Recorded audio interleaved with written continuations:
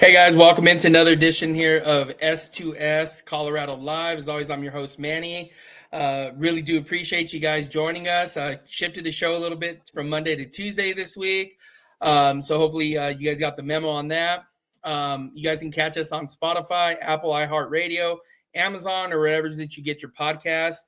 If you can't, I don't even want to go over that. But real quick, so like we talked about, we have a special guest today. We have our guy, Jack Carlough from Sports Illustrated. So, Jack, thanks again for joining us again on the show. I do appreciate it. Of course, man. Yeah, it's good to be back on. I believe we spoke. Was that right before the season started? If I remember right. Yeah, I think it was the Monday or Tuesday before the Georgia Tech game. Yeah, so a lot seems like it seems like an eternity ago at this point, right? Yes, an eternity, but it also goes fast at the same time. It's kind of weird, right. Or maybe we were in a much better place with the team. I'm not sure what the right word is, right? As far as losses go. So yeah, more optimistic. But yeah, guys, make sure to give Jack a follow. I have his stuff. It'll be scrolling at the bottom, so make sure to give him a like. And then too, I want to post this in the chat. This is direct link to his work on Sports Illustrated. So again, like we always talk about on the show, all these quotes, all the different quotes, all those different things that I do, they come from Jack. So, and again, I always tell him I did ask Jack for permission for this. So, but again, just to shout out to you and all the amazing work that you do and all the content that you provide, reading all those things that you provide for Buffs Nation, man. Appreciate it. Thank you. Yeah, it's been a fun few years covering this team for sure. And absolutely, yeah, always happy to help you out. Oh yeah. Thank you. So let's jump into this. I mean, season's not been what we wanted it to be. You know, I'm sure nobody was expecting this. You know, maybe somewhat of a step back a little bit, but not to this extent. And I guess what is the vibes feel around the Colorado football team? What has the program been lately? Yeah, I mean, went to the press conference this morning. Yeah, I mean, obviously a little more somber, I guess, than it was at this time last year, which has been tough. But again, I mean, the players from who we've talked to, fear focused to me, fear ready to. I mean, the focus is still on winning, obviously, and just because season finale on Saturday doesn't really mean much, just being out of bowl contention. You can tell. I think the players are still invested. Coach Prime has said that too. Like he hasn't seen a ton of guys check out. The biggest thing is, I think we'll talk about this later, is finding a better leadership core. I think that's been big. Something the Buffs kind of missed a little bit this year. But yeah, I mean, it's what you would expect from a 3-8 team. It's rough vibes overall. Rough vibes, yeah. And it is hasn't been the season that we expected. I'm sure, a lot different than last year. We're preparing, right? Possibly a berth in the Big 12 title with a little bit of help. But there was a Heisman Trophy that we were all kind of expecting at this point last year, right? So much different, I'm sure. Yes. Yeah. And then, there's so Jack, that first season you covered Colorado, the first Prime season, right? When Coach Prime was here. How does that season, I know I'm going back a couple years, how does that season compare to this season? I mean, all 3 years of the Prime era have been like totally different vibes for sure. Again, like when he arrived, it was like that first season was about hope, the next season expectation, and I don't even think he had a name for this season. I guess it was just kind of building off of last year, which didn't happen ultimately. But I mean, compared to that first year, we really had no idea what to expect, I guess, just with how many new players were in the program. Felt like entering this year, we had a little bit of a better idea what to expect, just kind of like knowing the coaching staff and knowing a lot of the returning players. But yeah, I mean, again, ultimately losing Shedeur and Travis was huge. And again, I think 2023, I think that portal class, even though that season only resulted in 4 wins, I think ultimately they still hit on that class better than the portal class that came into this season. That's been a big issue, and Prime talked about that today a lot. He just missed on this portal class pretty much overall.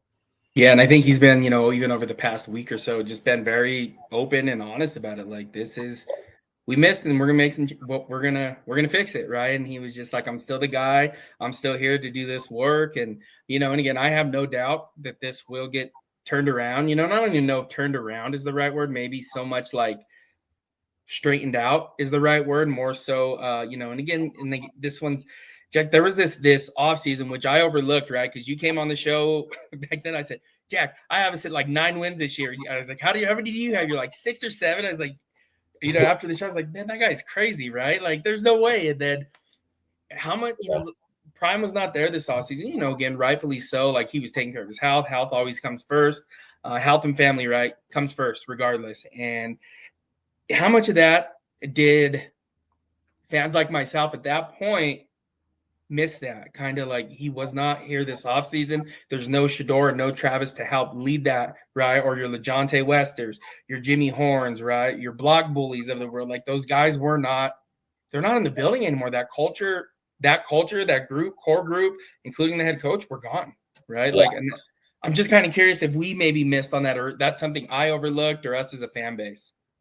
Yeah, I think Prime hinted at that like a little bit today, just in terms of kind of missing being there in person in terms of recruiting. Not that I mean, he doesn't do like in-house visits ever, but yeah, I mean, it definitely hurt the Buffs just not having him in the building, and just his energy. I think that can't be overestimated. I think that's huge for this program, even though, yeah, all the assistant coaches and the new strength and conditioning staff, I think, stepped up a lot over the summer, but still not having your head guy there every day, just his presence, probably made a little bit of a difference at the end, just in terms of players learning leadership and guys wanting to step up. But again, I mean, he also talked about this today too. I'm going to go back to the press conference again. Like, yeah, no, go for it. Be a leader, you have to, get it done on the field. And maybe I guess CU just didn't have enough of those guys who had enough of a resume where they felt comfortable like stepping up. And yeah, I think that just hurt at the end. I mean, Jordan Seaton, obviously, I think he's a dog, and Yeah. he definitely stepped up as a leader, but just didn't have enough of those guys with enough of a resume maybe for guys to I don't know how to say like respect them, but Follow, jump on board. Yeah, you gotta get done on the field to lead, and yeah, that just didn't happen. And I get it too. He's a true sophomore, right? Like, and that is regardless. Jordan Seaton's a best offensive tackle in the country, if you ask me. Yeah. And I'm biased for sure, but you look at that, right? And he's a true sophomore. Not many true sophomores are essentially in that role, of like, this is you're the leader, you're all these. And again, not saying it's too big for him or anything, but like, he still is a true sophomore, 19, 20, or 20, 21 years old, however old you are when you're a sophomore. I can't remember that far ago, but however old you're, that's still tough. That is still a lot for a 20-year-old, to carry. Yeah. And then the quarterback, obviously, with Kane Salter, who just wasn't able to get it done overall. Right. And that's a position you need to have, obviously.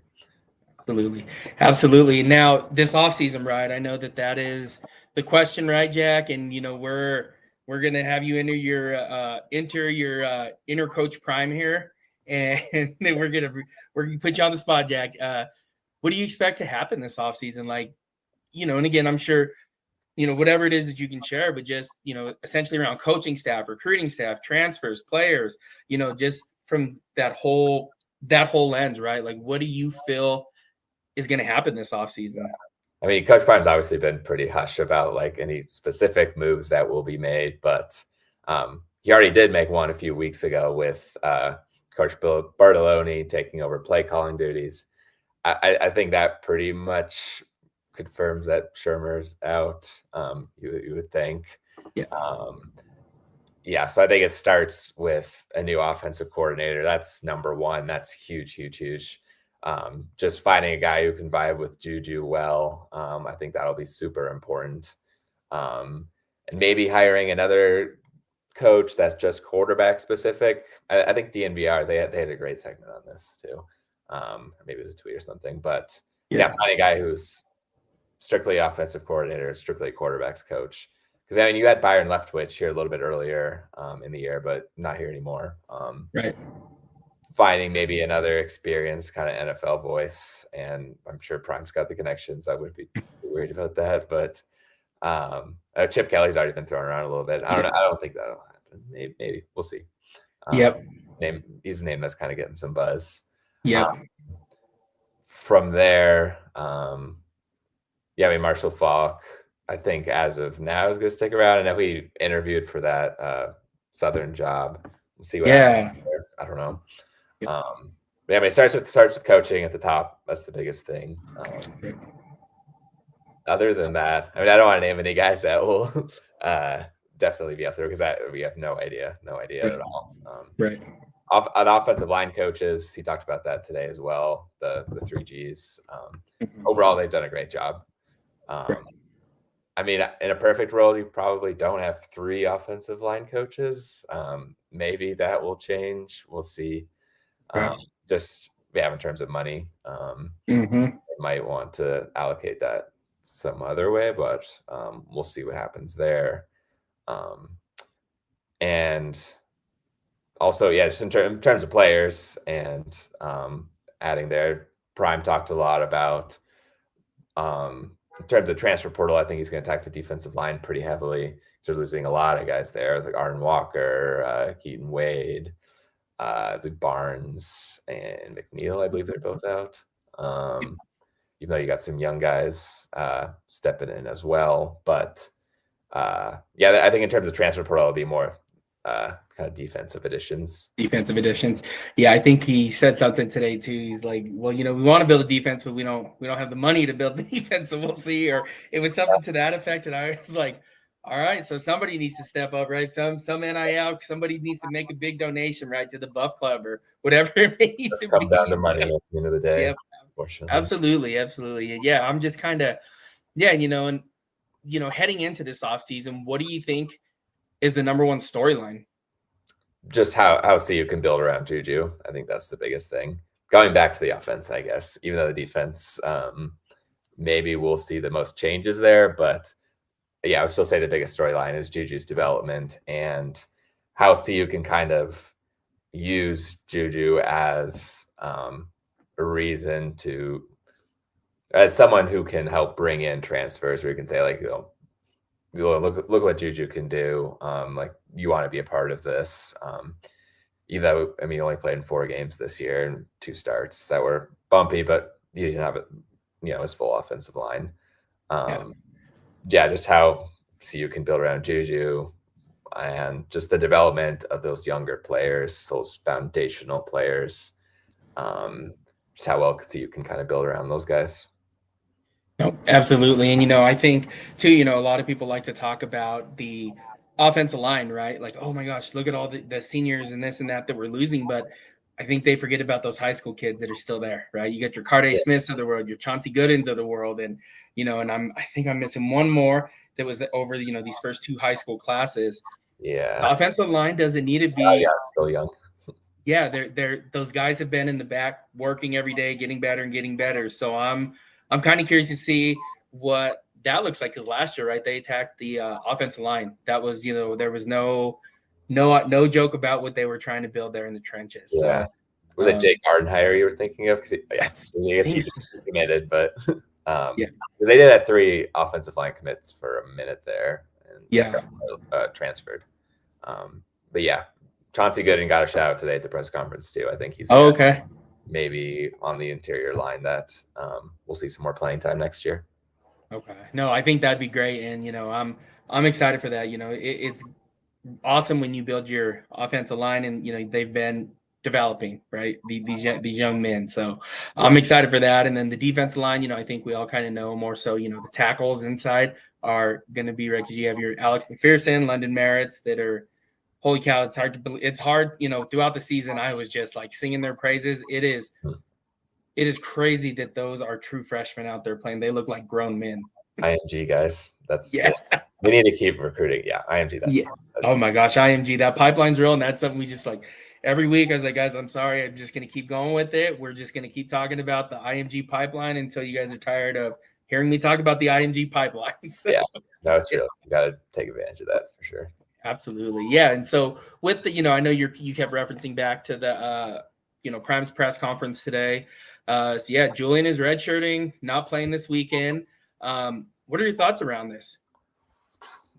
Yeah, I think it's tough because eligibility is in kind of like a weird place right now because the new 5-for-5 rule, where you get 5 years to play five. I believe that's the correct. Yeah.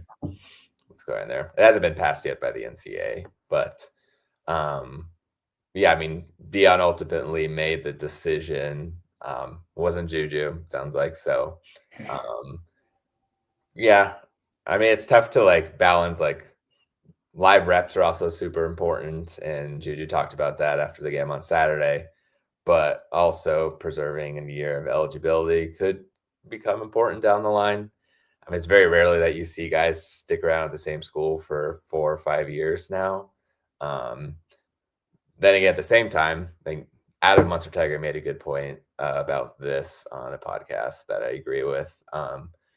Going into Manhattan against a pretty physical Kansas State defense, you don't want him to get hurt and you don't want him to lose any confidence, and you want as much good film out there as possible of him just to kind of help with the transfer portal coming up here soon. So just maybe he's taking him out of a position where he may not succeed too well. Right. That might be part of it. But that's just theorizing. Yeah, no, absolutely. And I would assume now at this point, again, this is my assumption. I don't know if you know otherwise, but that Jordan Seaton I would assume he's not playing in the finale. He's still questionable. I don't know. Okay. Yeah, I don't. It was a game time decision Saturday. If he's healthy, I think he'll play. Okay. Okay. Yeah, because that's part of my thinking of maybe they don't play him because Seaton's not in there, and that just no blindside and how you were talking. So that would indicate that maybe Seaton and Larry Johnson won't be playing again. But and I have no idea, Jack, not putting you on the spot. I just kind of trying to put 2 and 2 together as best I can, trying to put the puzzle pieces together. Yeah. Yeah. We'll find out. We'll see what the injury report looks like tomorrow. I think that'll be big. And then too, so Julian with Juju, man, I know I've been, I was ready for him to come, week after. I was like, all right, throw him in at Houston. I was ready at that point, right? And I love Julian Lewis. I love the player he is, like you talked about on the show. We went over a couple of weeks ago my scouting report that I made, that actual scouting report, brought it on the show, and I let everyone know in the 7 years I've been doing this, he has the highest grade of a quarterback.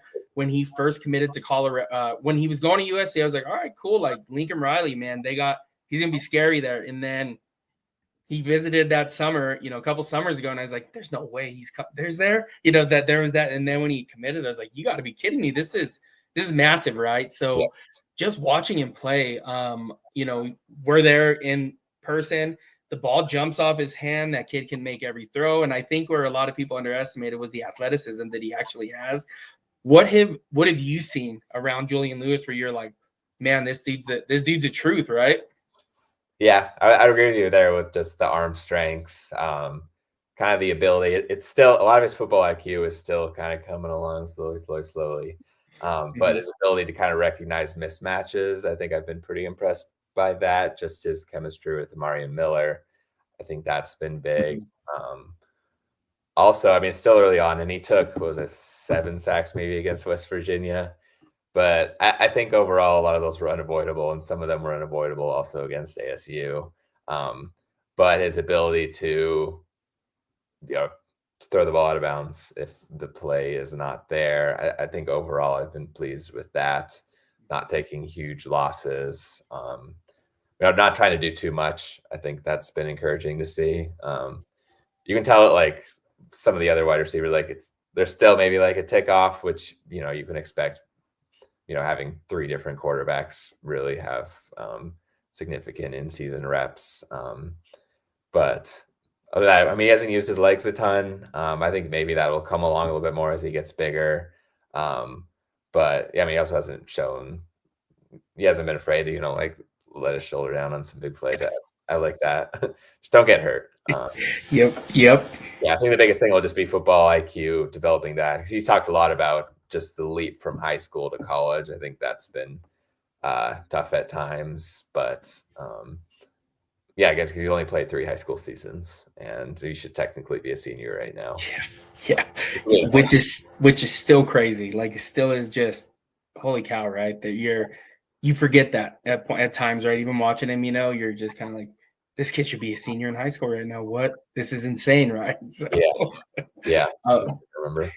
And then there was, if you don't mind, Jack, there's one of these guys. Do you mind if there's a couple questions for you in the chat? Is that okay?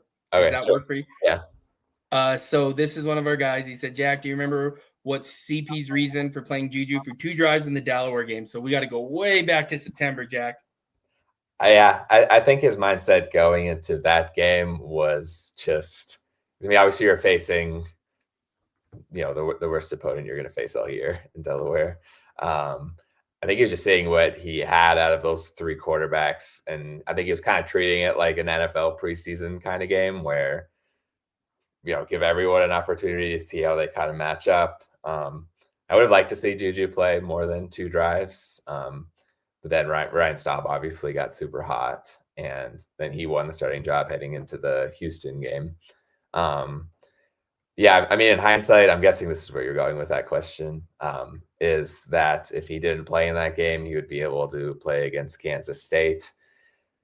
Yeah, I mean, hindsight, that would be funny all the time. Yeah. I guess. But, I mean, if you're going to give him game time, you want it to be for more than 2 drives, I guess, just in terms of development.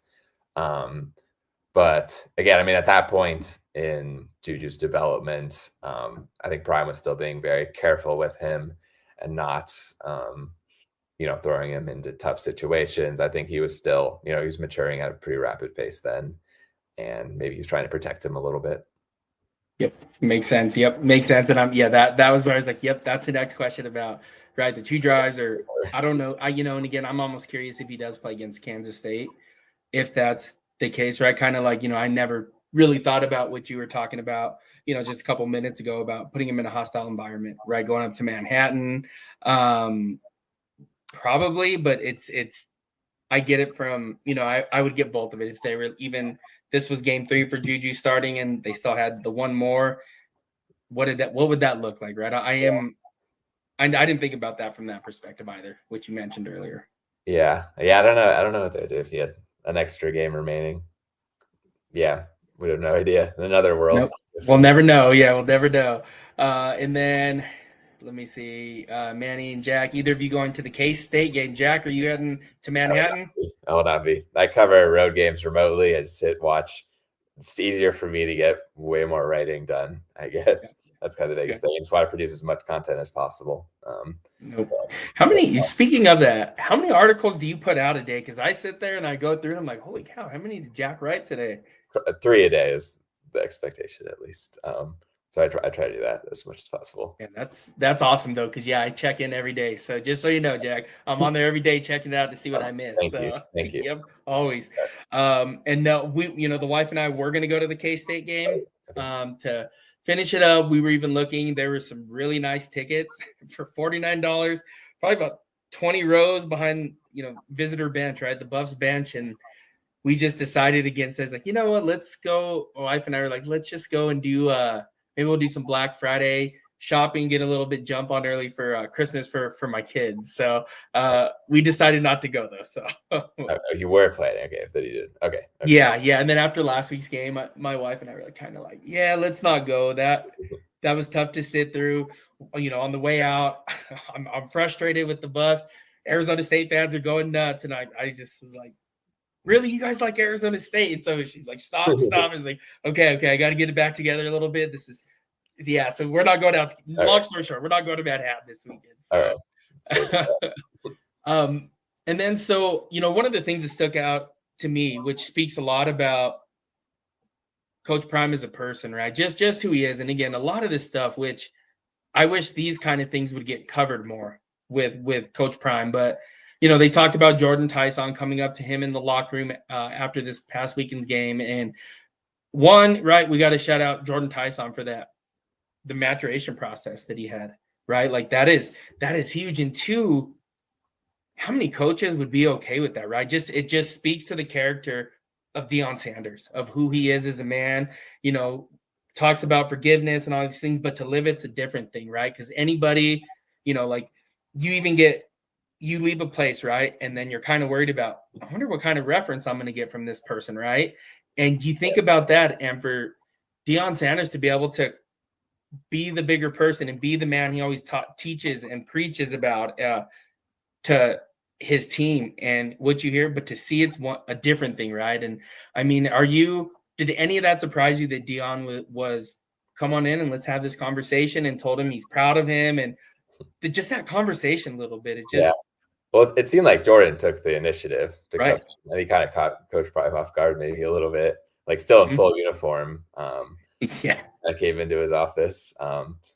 Yeah, which is cool. And then even like leading up to that game, I think Prime was nothing but complimentary. It's clear. I don't think there's any bad blood between the two.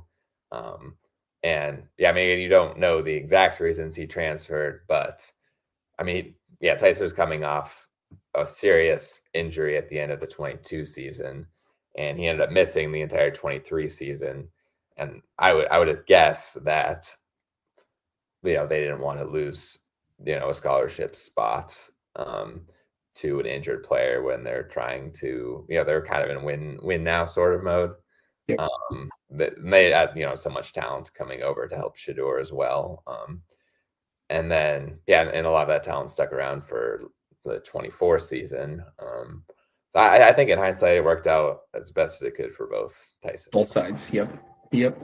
Yeah, I just think that that's so cool, and again, for Deion just to be able to, one thing to talk about doing this and doing that, but in the moment being able to actually be like, hey, I'm happy for you. Like, that just speaks a ton about you. And, to me as a person, it's like, man, that's one of those places that I need to grow up in a little bit as well. So he's done that with a lot of guys that have transferred out. Like, I mean, he gets asked all the time, like whenever CU plays like a guy that transferred out. Oh yeah, always complimentary and just glad they're doing good.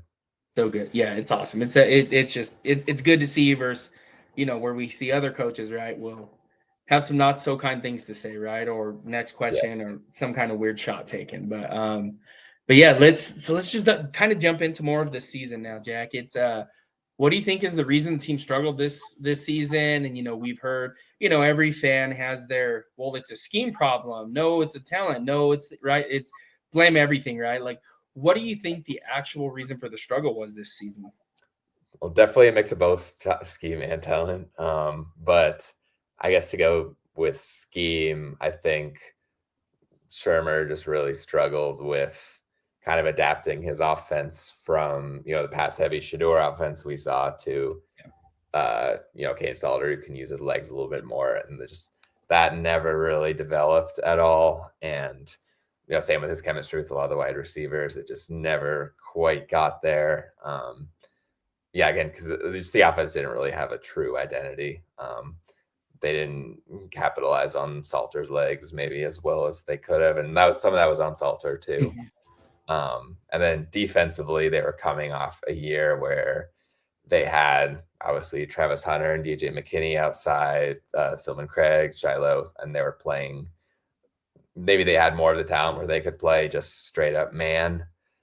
And this year with some injuries to cornerback, it maybe wasn't as feasible to play as much man. And they just weren't able to transition to zone when maybe I don't know. We'll never know if that could have been a better option. That might have been some of it.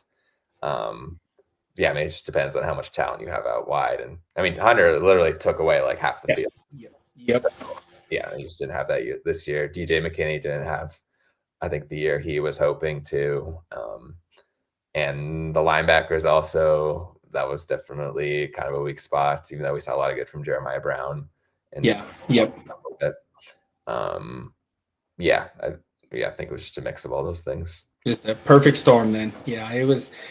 Yeah, and it was, and again, you look back on it kind of, and it's just kind of, you really start to really think about the offseason and play it out and think about, you lost the Heisman Trophy winner, you lost your best wide receiver and your best cornerback, right? And Oh yeah, Heisman Trophy winner, right? He's both of those things. Yeah, that's like double the hurt, kind of. Double the hurt, right? And then you lost your quarterback that is, and again, I don't, not a ton of CU fans, but taking that for granted, what Shedeur was able to do at CU, the completion percentage, making good high IQ plays, everything that he was able to do, maybe it was taken for granted a little bit, which sounds crazy coming from this fan base that loves Colorado off a 1-win season a couple years ago, right? And it sounds crazy saying that, but it almost feels that way a little bit.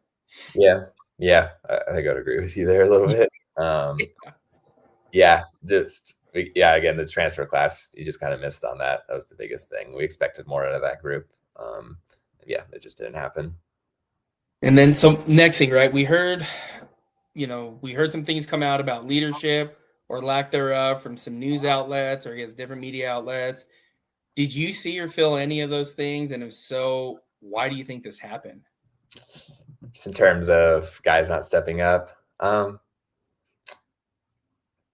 least defensively, Tawfiq Bayard, I think you got to like what he did a lot. I think that was really big.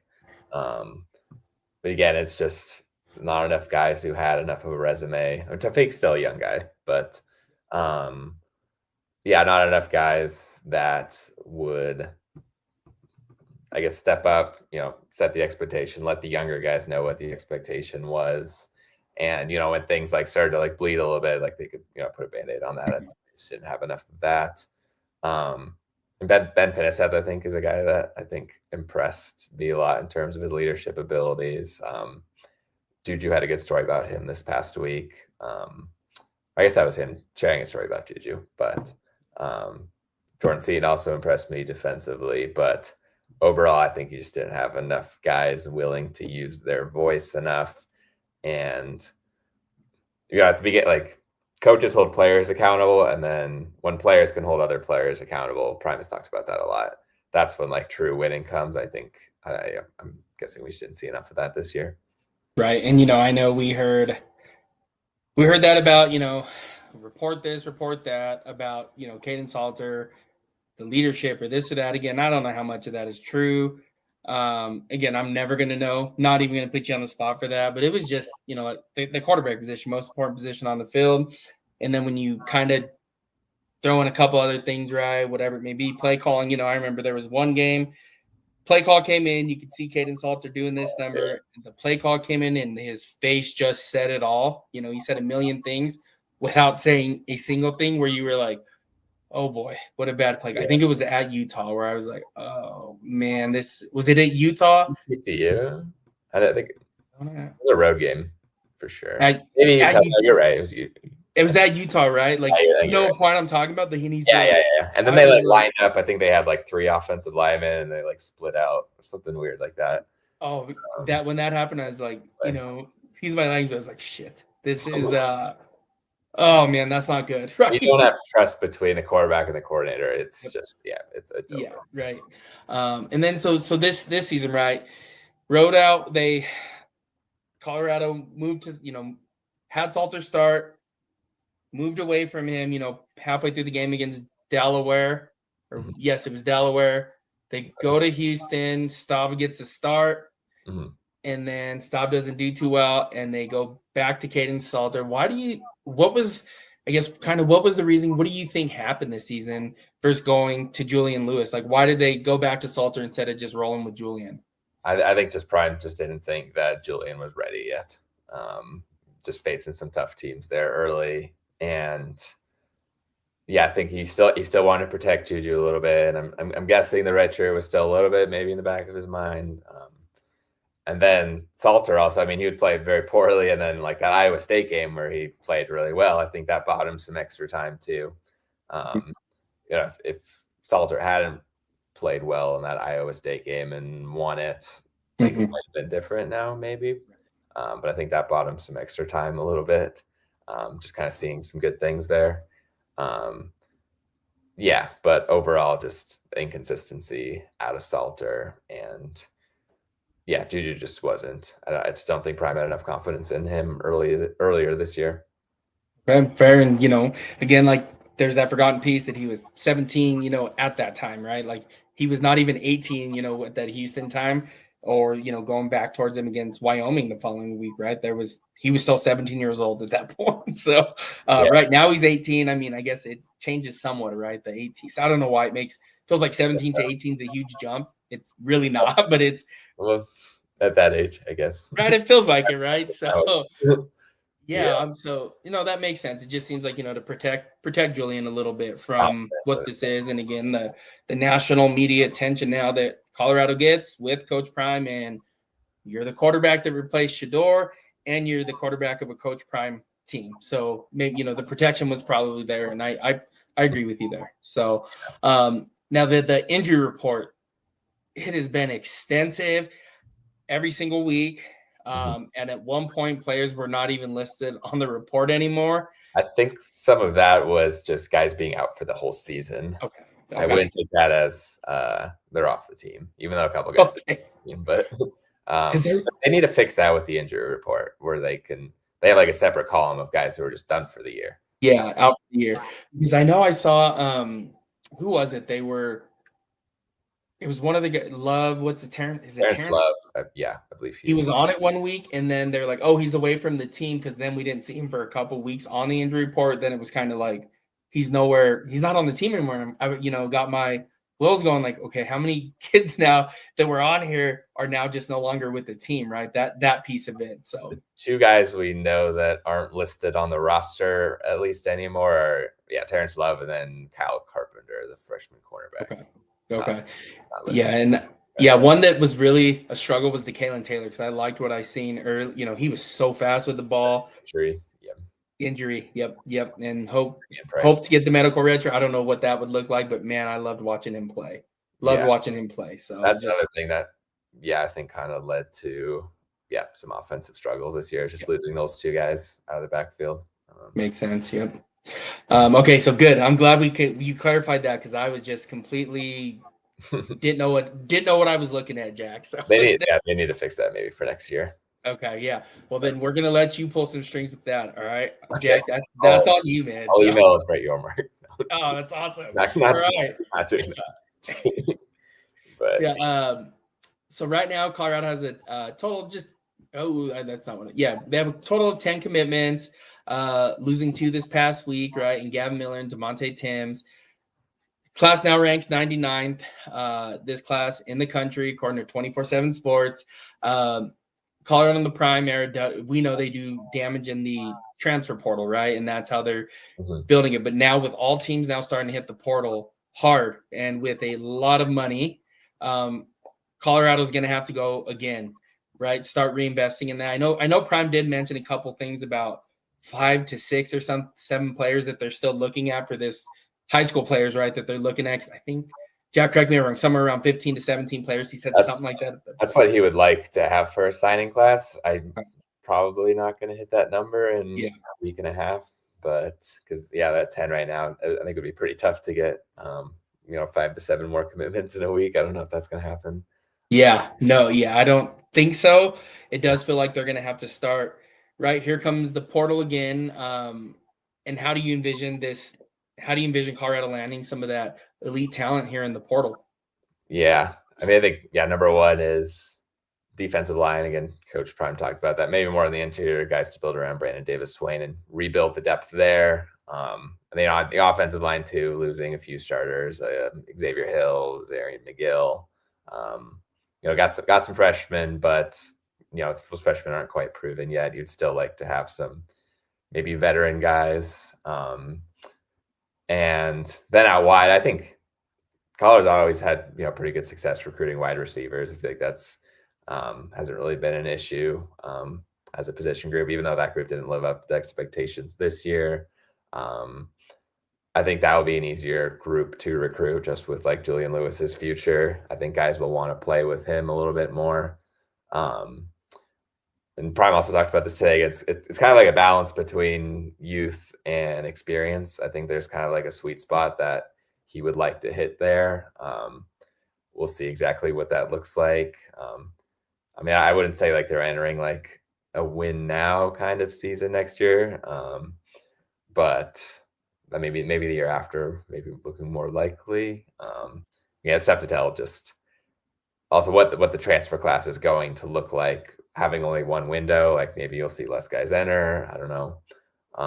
That could hurt them eventually. And again, it comes down to money also, and just getting that.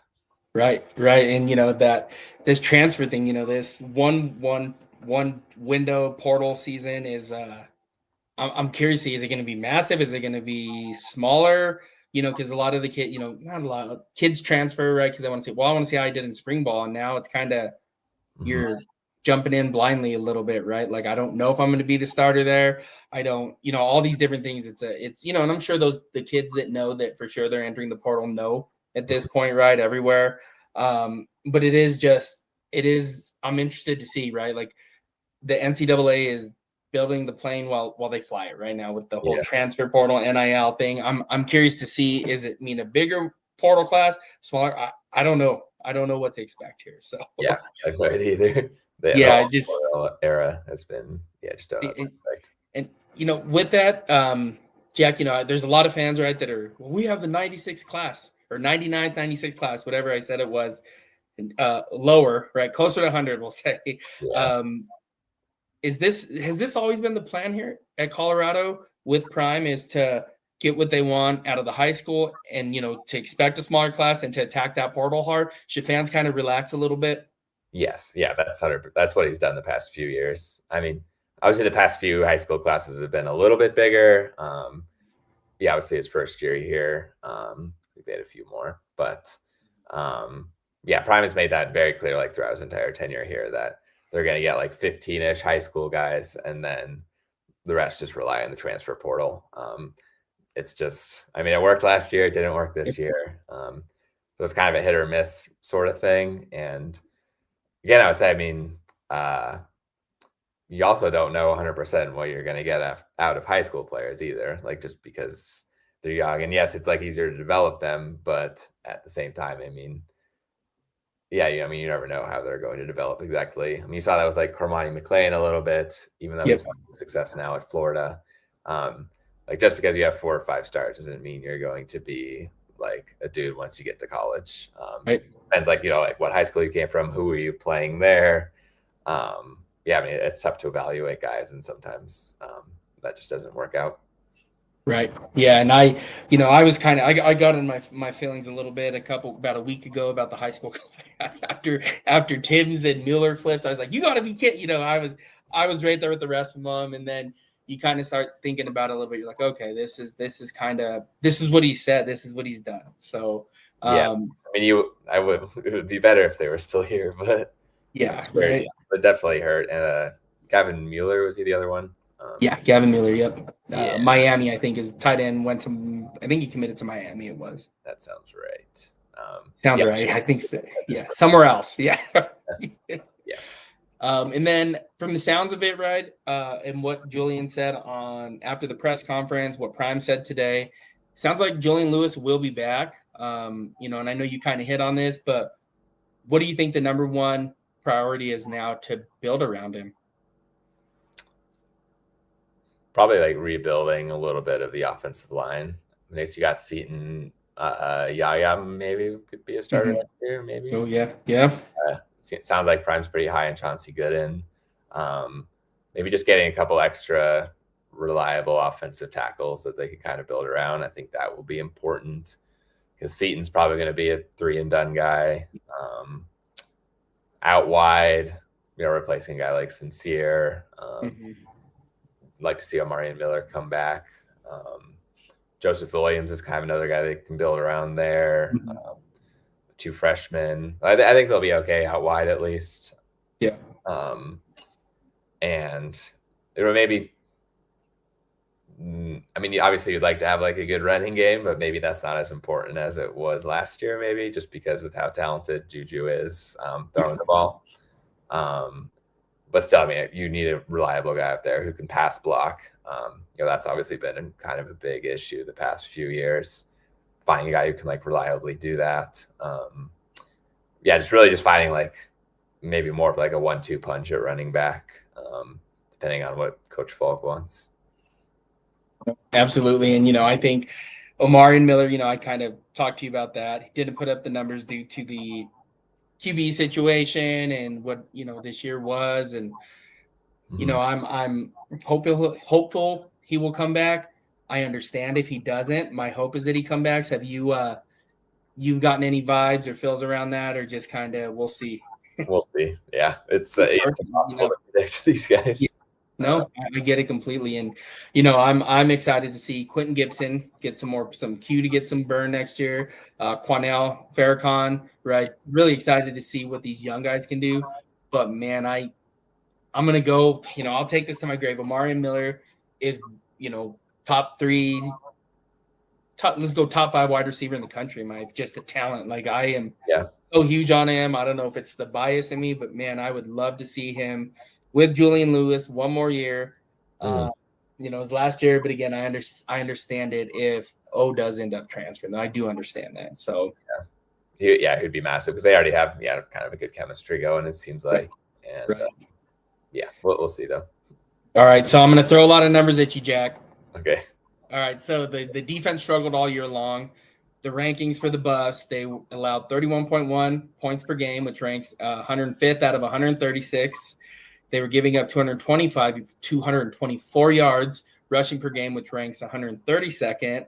And I didn't get the official number of missed tackles, but my guess would rank somewhere around 115-ish. I know there was a point there where it was like through 3 games, it was like 22 missed tackles or something, where I was like, holy cow, this is crazy. Yeah. How do you, I know you talked about the D-line, but how do you think they fix this? Because just starting, I know you talk D-line is huge, right? You got to get that push. What would be, outside of D-line, you mentioned another position. And how do they fix this though, Jack? Yeah. I mean, missed tackling, some of that comes, I mean, it's a mix between talent and coaching, but it's a lot of coaching there, I guess, with missed tackling. Just guys, knowing like better angles, scouting reports, game plans. I think that's kind of the biggest thing there.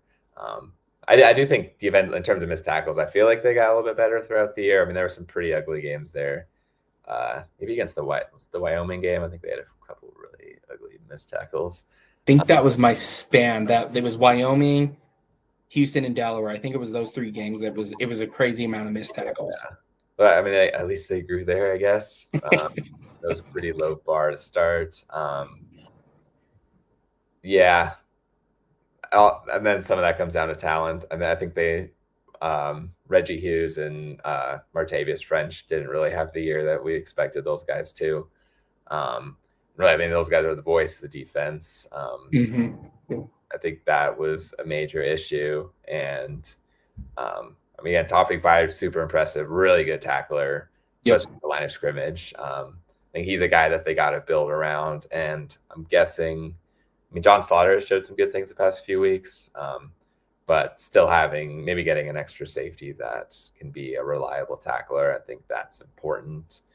And then, I mean, I'd say the second cornerback spot, maybe just a little undersized there, which can definitely play a role in tackling. I mean, Avon Yates has played really well the past few weeks.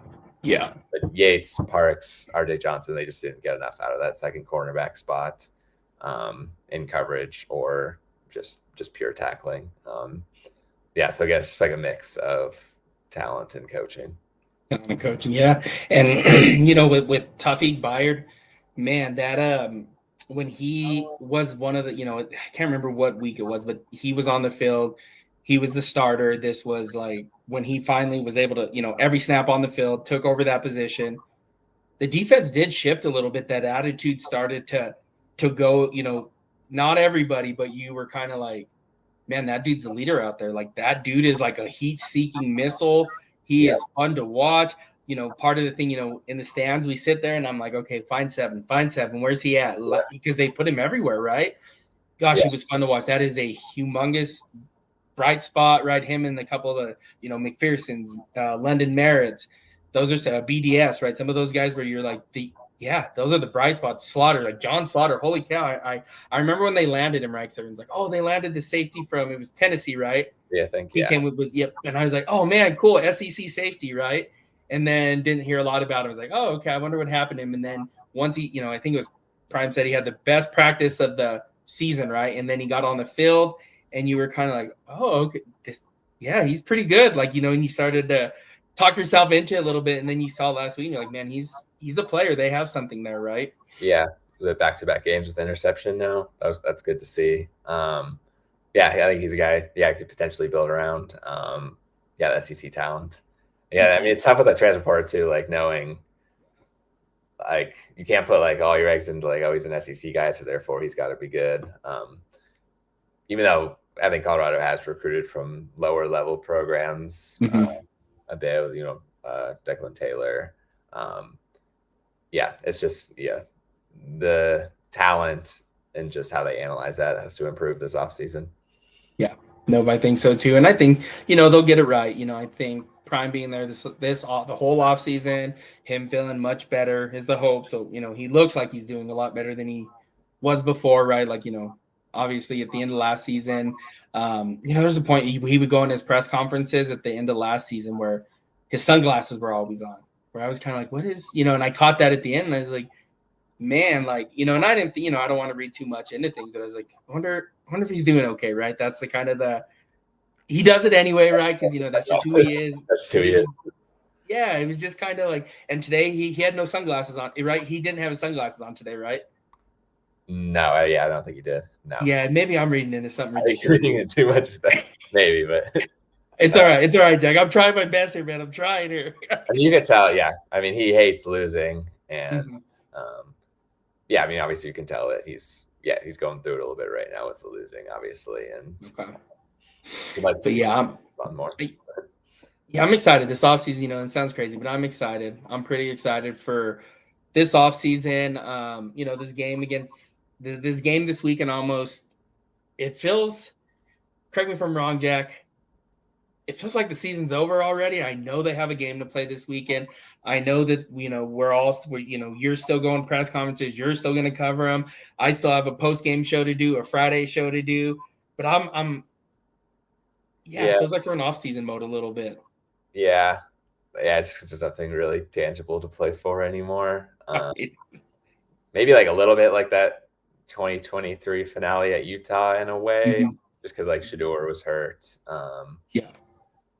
I mean, every win is important. You'd still obviously like to win. Yeah, but obviously. I mean, like the result of Saturday isn't gonna have impact on anything. And I didn't ask this. Who's starting Saturday? Did they announce that? Yeah, Caden Salter was starting. Caden's Okay. Okay, good. I mean, I get it. I understand it. And then there's a couple here.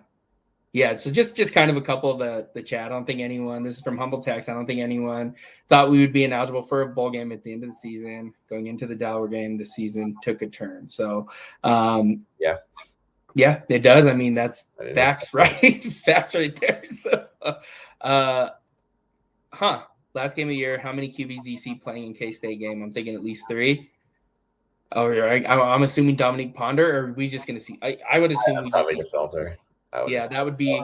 Well, he did throw Colin Allen for a snap there at the end of the ASU game just for senior day.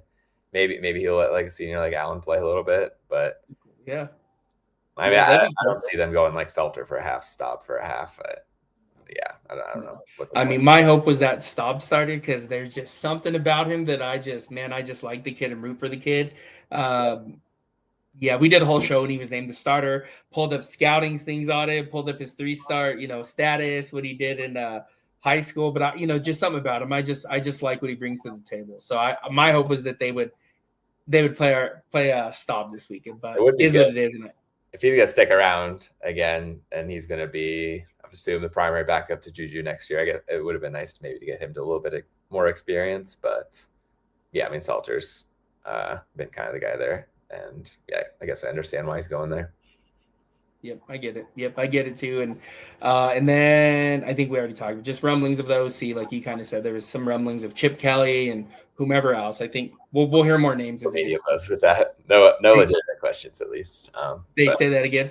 Just social media, but nothing legitimate with Chip Kelly. But just nothing. Just anyone who gets fired right now is immediately going to be like linked to an open job. Is kind of how it works. And Chip Kelly obviously has a really good resume, and he'd be an intriguing name, I think. Right. Yep. Well, yeah, Jack. I mean, so I do have to ask you something, right? Before we end this tonight. So Prime was talking to you about taking you for a steak dinner. Did you get that steak dinner, Jack? Eddie, we'll see. We'll see if he reaches out. I'm So not it has not happened yet. Yeah. It has not happened yet. No. Oh man, I hope you get that. I hope you get That your would be steak fun. dinner. Oh yeah, Definitely that'd more be of an fun. off-season thing if it does happen. But Yeah. No, that's I would fantastic. love that. Yeah, I was saying maybe somewhere in Longmont, where I'm at, and I think that would be cool. Yeah, just give the rest of the county some love. Yeah. We'll see. Very cool. Maybe one day. Oh man, here we go. This is a good one. I just have to I'm calling the K-State game, the portal game. Players chance to put some tape out there. Okay. For guys Yeah. who are gonna leave. Yeah. Yeah, I'm curious to see who we see play, who we don't, and again, they're gonna want to win. So yeah. I guess I'd prefer to just let the freshmen get some more opportunities. Like start like Chauncey Gooden. I think that I would love to see him out there. And again, I get some of these guys, their last game too is seniors, right? So it's yeah. You got to figure that too. And then Jack, so just before I let you go here, Jack, what is you have anything that we should be on the lookout for that you're working on? Just 3 articles a day on Colorado Buffaloes on SI. I also do a lot of like freelance high school sports coverage around the area too. Planning on covering the high school state championships up in Fort Collins in a couple of weeks. That'll be fun. See some of the best talent in the state. But yeah, that just check out Colorado Buffaloes on SI. We got a really talented team of writers there. And yeah, follow me on Twitter. And if you're into high school sports in the area, I also freelance for Boco Preps. So that's been really fun covering every single sport in the area. Are you covering or did you cover Fairview versus Cherry Creek last week? I did not. I covered a Fairview game last year though. Okay. The Torrey Davis. Yeah, he was insane. Yep, safety. Yep. UCLA commit. So I'm a little bitter about that one. So, but yeah, I was just curious. So never any like in the Denver area because we have semifinal games. This in 5A we have Cherry Creek versus Valor Christian this weekend, and then Ralston Valley versus Mountain Vista. Yes, yeah, that's correct. Yeah, so I'm planning on covering the championship game in a couple weekends here. So okay. It'll be close to Stanford. We'll see if they beat Cherry Creek, but yeah. So I'll just say this: I'm somebody within the district, so I root for Cherry Creek, Jack. So. Yeah. Okay. Fair enough. I don't work at Cherry Creek. Don't get me wrong, but within the Cherry Creek School District. So, okay. We also have Cherry Creek guys too. So. Okay, yeah, I'm rooting for Creek. So. Okay, fair enough. It'll be a good game though, I think. Regardless. Yeah, that's a great rivalry. Absolutely. All right, Jack. Well, thanks again, man. Appreciate you. We, always love having you on here. Again, guys, make sure you guys click on the link there. I'm going to put it one more time in the chat. Amazing work that Jack does there. Whether you guys, if you don't know, please click on that link. Go check it out. Every day, like Jack said, 3 different articles every day. Jack, and I didn't know this. We were talking a little bit before the show, but you cover basketball as well. Yeah, basketball too. I'm guessing that'll ramp up a little bit more now that football's ending, even though it will be another couple busy months. Yeah, I mean, men's team's looking really solid early on, young, obviously. Yeah, excited to see how that group develops. Yeah, so keep an eye out for that as well. Jack. Well, thank you again. Hopefully you have a good break to be able to get some, the Thanksgiving to be able to meet up, do what you need to do, maybe relax just a minute. But yeah, we're here and I'll keep directing people your way. And like always, do appreciate you. Those who are on here again, guys, I really do appreciate you guys. This show slowly but surely growing. Make sure to give me a follow on X at Manny_303. Catch us on any major podcast streaming platform. And again, just thank you guys again. Without you guys, there is no show. I just really appreciative of every single one of you. So thank you very much. And then we'll catch you guys Friday, 5:30. And we'll go over Big 12 game picks. We will go over keys to the games, and maybe there's some news coming out of recruiting. But we'll dive into all that stuff. But again, thank you all for joining. Cool. Have a good week. Enjoy your guys' Thanksgiving.